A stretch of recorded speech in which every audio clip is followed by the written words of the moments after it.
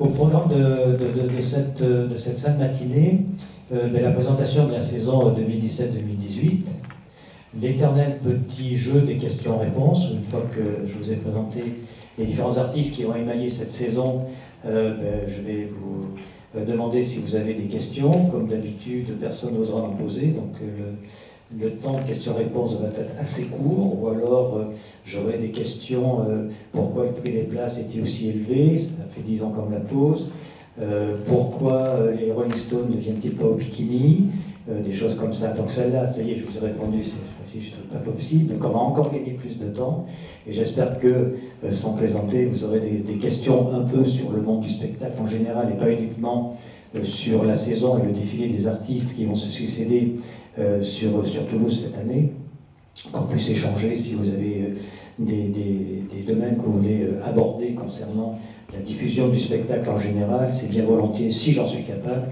que je répondrai à vos interrogations. Un petit retour en 1977, parce que vous l'avez peut-être remarqué, il y a un 40 ans en dessous de ta promotion. Ce 40 ans en dessous de ta promotion n'est pas tout à fait la réalité, c'est pas ta promotion qui a 40 ans. C'est en fin de compte moi, Michel Goudard, qui a organisé il y a 40 ans, en septembre 1977, mon premier spectacle avec le groupe Triane dans un tout petit bled à côté de Limoges. Et c'est donc, ça fait maintenant 40 ans que j'organise des spectacles. Ensuite, un petit tour dans je ne sais plus où, ici au Palladia pour le pot de l'amitié.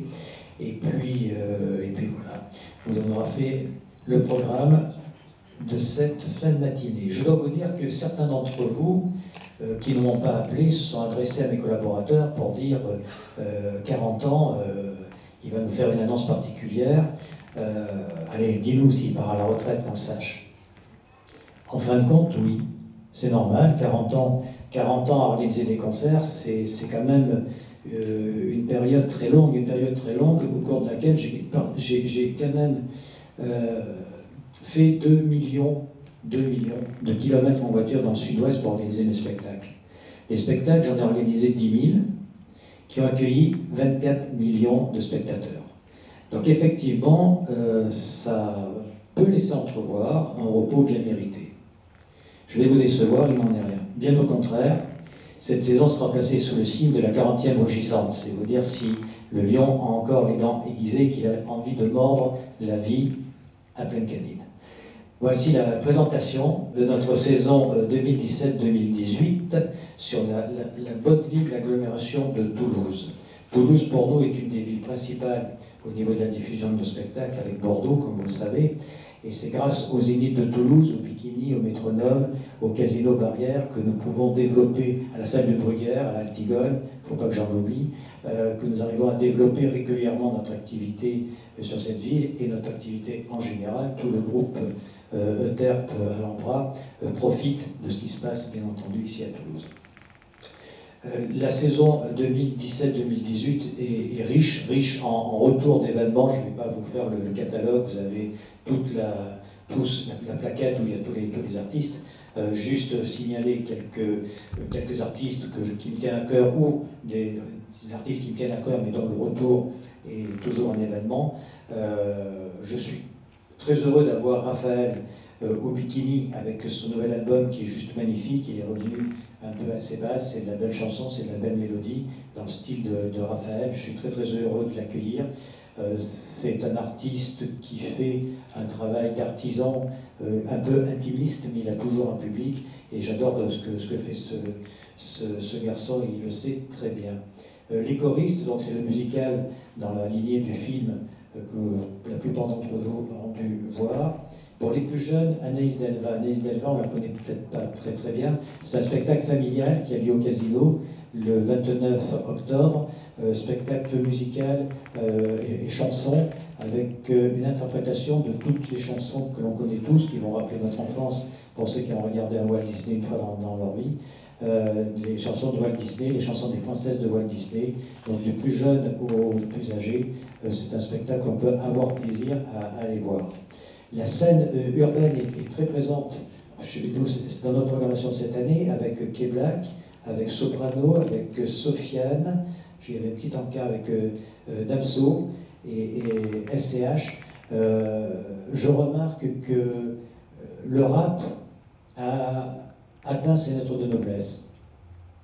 Parti des caves des quartiers, avec une période un peu agitée, des prises de parole bizarres, des textes parfois un petit peu dérangeants. Aujourd'hui, le rap supplante complètement la chanson française. Si vous regardez les programmations, vous avez pléthore de concerts qui tournent autour des musiques urbaines, et de moins en moins de chansons, de nouveautés dans la chanson, en tous les cas pour moi de nouveautés qui soient réellement très intéressantes. Et en parlant de chansons, comment ne pas mettre l'accent sur le retour de celui qui a plus d'âge, Charles Aznavour, qui vient en 2018 au Zénith de Toulouse nous proposer ses dernières chansons, et qui est un jeune homme de 93 ans qui a gardé sa voix et qui viendra, pour le bonheur de beaucoup, si j'en crois le démarrage des locations, les interpréter à Toulouse au Zénith. Jésus sera parmi nous, vous l'avez peut-être remarqué. Jésus, une comédie musicale portée par Pascal Obispo, qui viendra également au Zénith au mois de février. Et puis quelques chanteurs que l'on retrouve régulièrement, des anciens, Michel Fugain, Charles Bois, Roch Voisine, qui seront également dans notre programmation. Son album est absolument magnifique, le public ne s'y trompe pas. Quand il y a de la qualité, ils sont tous présents pour aller le voir.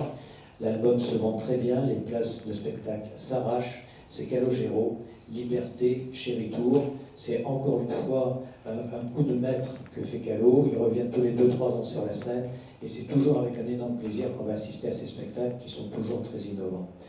Voilà à peu près le tour de mes coups de cœur dont j'avais envie de vous parler. On a aussi un énorme spectacle en juin au Zénith, c'est Bodyguard, la comédie musicale qui fait fureur dans toute l'Europe, qui arrivera enfin à Paris au printemps prochain, après un séjour de 3 mois à Paris, un séjour de 3 mois, et en France, ensuite en tournée. Donc c'est le spectacle à ne pas rater. Vous verrez quelques images dans les spots publicitaires qui seront diffusés. C'est absolument somptueux, c'est une très grande comédie musicale avec des décors fabuleux, des danseurs évidemment extraordinaires. J'espère que la ville de Toulouse accueillera comme il se doit cette grande manifestation. Elton John, le 12 décembre, qui revient à ses premiers amours avec une musique un peu pop, toujours entraînante et efficace. Un spectacle qui a fait un carton au Marrakech du Rire cet été, c'est la Grande Évasion. La Grande Évasion sera présentée le 21 mars salle Antigone à Saint-Horace, avec les 3 piliers du Jamel Comedy Club, qui lui seront programmés au Casino Barrière. Vous voyez qu'on va vraiment partout, on aime bien aller dans tous les petits coins de Toulouse et des environs.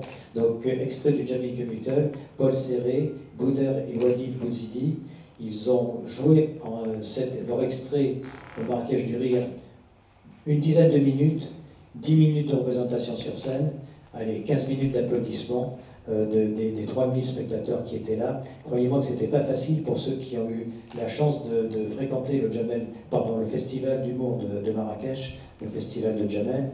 Il faut savoir qu'il fait très beau à Marrakech le jour. Mais quand le spectacle a lieu le soir en plein air, aux alentours de 23 h, dans les gradins, on applaudit parce qu'on est frigorifié, mais là le public était resté, le public était debout, il a fait une ovation aux 3 artistes. Donc on est très très fiers d'avoir pu avoir une date à Toulouse pour ce spectacle, et j'espère que la salle sera complète parce que vraiment ce spectacle mérite d'être vu et c'est hilarant du début à la fin. Voilà pour ma présentation de cette saison de 2017-2018 ici à Toulouse. C'est une programmation d'une 50aine de spectacles qui peut s'enrichir, comme vous savez, au cours de l'année, parce que l'avantage que l'on a, c'est qu'on est très efficace pour monter en l'espace de 2-3 mois des spectacles, donc rien n'est figé. On va pouvoir compléter encore cette programmation. On a quelques propositions déjà qui sont à l'étude. Les 50 représentations de spectacles que nous faisons à Toulouse, pour l'activité globale du groupe Euter Palambra, c'est 50 sur 280. 280, c'est le nombre de représentations que l'on a de programmer aujourd'hui pour cette saison. C'est vous dire qu'on ne va pas avoir le temps de s'ennuyer.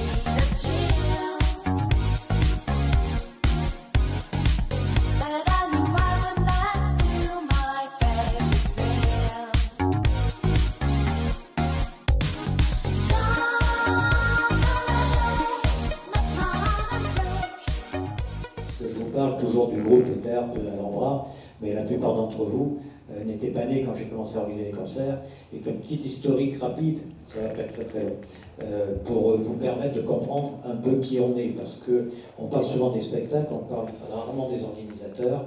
Il faut savoir que quand on fait un sondage, les organisateurs sont loin d'être les premiers mis en avant par les personnes qui sont sondées. Quand on parle de spectacles, auprès du public, ceux qui organisent les spectacles, ce sont les mairies, les journaux, la salle, mais il n'y a pas d'organisateur. L'organisateur reste celui de l'ombre, ça va très bien, mais comme ça. Mais bon, pour vous, gens de médias, mes amis qui sont là, les directeurs de salle, je ne vous apprends rien, le spectacle, ce n'est pas uniquement les institutionnels et les salles qui les font. 1977, c'est la création de l'association Taj Mahal Spectacle à Limoges, l'association qui a été créée tout à fait par hasard, parce que je n'avais aucune volonté de faire ce métier, qui a été créée parce qu'un producteur m'a appelé pour me demander si ça m'intéressait d'organiser à Limoges, au théâtre de Limoges, des spectacles. Moi qui étais juste fou de chansons françaises, il me proposait à l'époque de faire des concerts avec Henri Tachant, Lino Escudero, Léo Ferré, Claude Nougaro.